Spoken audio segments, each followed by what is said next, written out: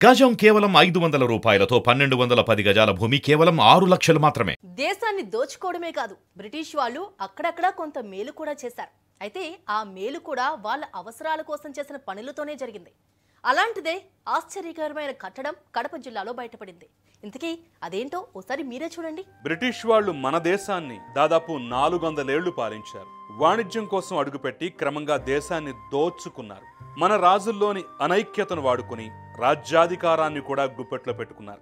British వారు మనకు చేసిన అన్యాయం, అరాచకాన్ని చరిత్ర మర్చిపోదు.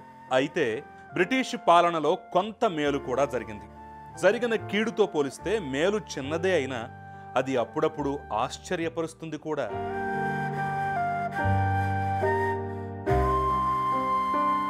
కడప జిల్లాలో అలాంటి విశేషమే ఒకటి వెలుగులోకి వచ్చింది.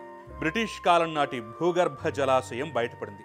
ఓ పర్యాటకుడు గుర్తించిన భూగర్భ జలాశయం అందరినీ ఆశ్చర్యపరుస్తోంది.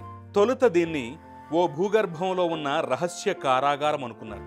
కానీ ఆ తర్వాత పరిశీలించి చూస్తే ఆశ్చర్యపోయే వాస్తవాలు వెలుగులోకి వచ్చాయి.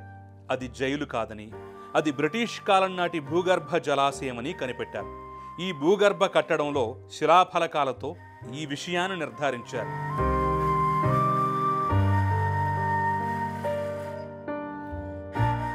కడప జిల్లా చింతకొమ్మదిన్న మండలం బుగ్గ అగ్రహారం గ్రామ సమీపంలో ఈ భూగర్భ జలాశయం ఉంది. 1890లో నిర్మించినట్లుగా అక్కడే దొరికిన శిలాఫలకాలపైన రాసింది.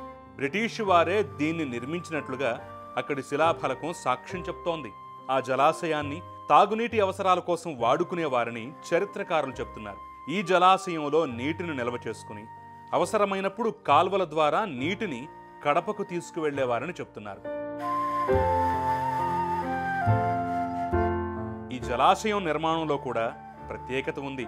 నిర్మాణంలో బ్రిటిష్ వారు కేవలం సున్నం గచ్చు మాత్రమే ఉపయోగించారు. అప్పట్లో సిమెంటు ఉన్నా దాన్ని వాడలేదు. సున్నం గచ్చుతో నిర్మించిన 130 ఏళ్లు గడిచిపోయినా ఈ నిర్మాణం మాత్రం ఏమాత్రం చెక్కు చెదరకుండా ఉండటం విశేషం. ఈ భూగర్భ జలాశయంపై మరింత పరిశోధన జరిపి చారిత్రక ఆధారాలు సంపాదిస్తే ఆనాటి చరిత్రపై అవగాహన మరింత పెరుగుతుందని స్థానికులు చెప్తున్నారు.